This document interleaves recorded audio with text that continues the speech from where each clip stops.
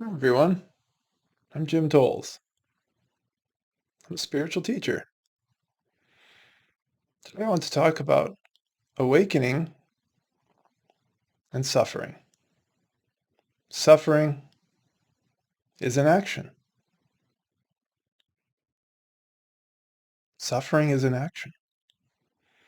We create suffering. And it's precisely because it's an action that we can become free of it. Suffering is not us. It is not inevitable. It is a choice. It's a choice that we can change.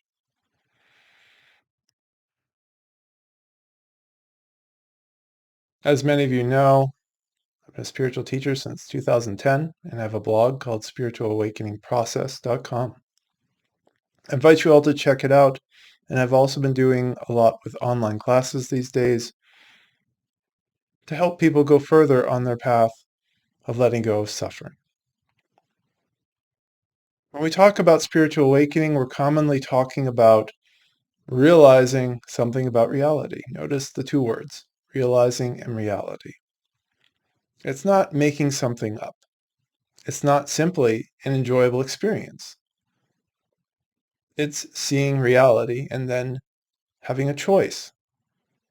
Do we accept that reality or not? One of the important realizations that we come to is that we're causing our suffering. I remember the first time that I had this little realization, and I remember being confronted with this choice. Sitting in an office cubicle years ago, stewing over something in my head that wasn't actually happening right now, I realized I was making myself suffer. And I didn't want to do that anymore. I made a choice to change. That little moment was the start of many other little choices that come on this path. And that's the thing to remember, that we're not going to choose this path of liberation, of freedom from our ego just once. We're going to choose it multiple times. And as we choose, we continue to come into contact with ways that we are making ourselves suffer, that we are in action to create our own suffering. You get an email, your ego doesn't like it. It makes you feel angry. You just chose to suffer. You send your kids off to school, and then you worry about what they're doing during the day. You're choosing to worry, to suffer. You worry about your stocks. You worry about your house. You worry about your rent. You're choosing to suffer. And we're so good at convincing ourselves that this suffering is necessary that we try to wrap logic around that. Say like, well, worrying means I care about my kids. No, worrying means you're scaring yourself. And you're probably going to go scare your kids. Being able to plan and to conceive of possibilities and take care of people, that matters, but it can be done without worry, without irritation, without anger, without sadness and depression, all these different things that we commonly choose. Now, emotions and bodies are intertwined. When our bodies are imbalanced, they can imbalance our emotional states. We understand that there is a conversation between the heart, mind, and body going on. Letting go of suffering is cleaning up one area of conversation that impacts the other two. And if there are remaining health problems, we can surrender to those as well. We can take action to resolve them now that we can see them for what they are. Sometimes we have to deal with the body first, as many of you who've been coming to classes and reading on the blog recently know.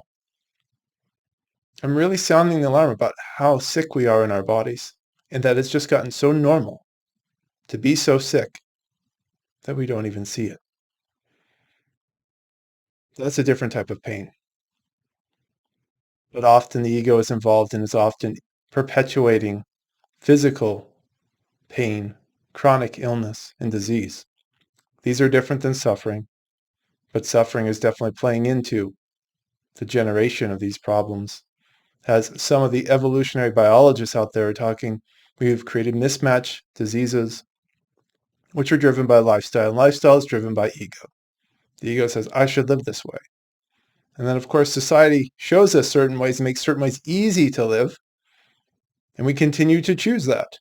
Despite knowing we need 7 to 9 hours of sleep, we're only getting 6. Despite knowing that we're not actually supporting our health by all the time on our devices, we're just wasting time or distracting ourselves. We waste more resources. We amp up our nervous systems. We don't rest enough there. There's lots of things we already know, but the ego comes in. And so it creates chronic pain and disability even, on top of the suffering it's creating.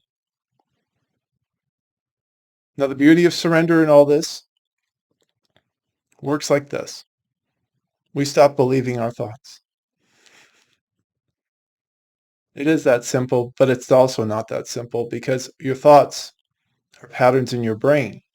And it's going to take a while for those physiological patterns to stop firing. Neurons that fire together, wire together. This is basic neuroscience. We're going to have to understand that those things are going to keep firing for a while. And we're going to have to go through moments where it's kind of a grind, where we're watching these things still happen inside us, and it makes us feel powerless for a while. But trust me, if you stay with it, it starts to unwind. And there's a lot more to this, a lot more unlearning, a lot more of active initiation at certain times, and then receiving the moment in whatever it may be at other times. Surrender is not passive. It simply accepts what's here. It does not fuel the ego thoughts. And sometimes we'll need a little more help with neuroplasticity and thinking in different ways, and sometimes we will not. It's a dance. And it's a dance that I've been supporting in many of my students for more than a decade now. Suffering is an action, suffering is a choice, and you can choose differently. You can choose differently. Once again, I'm Jim Tolles. You can find out more about what I'm up to at spiritualawakeningprocess.com, and please sign up for my newsletter to stay in more touch and to see the classes that I'm sharing. Bye for now.